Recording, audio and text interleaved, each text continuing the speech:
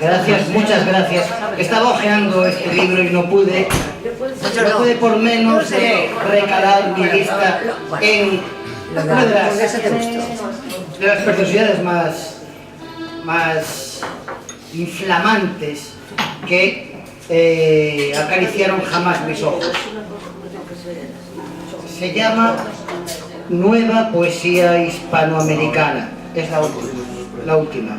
Dice: la 19ª edición se terminó de imprimir en junio de 2007 en los talleres gráficos de Lord Byron Ediciones, con un tiraje de 500 ejemplares.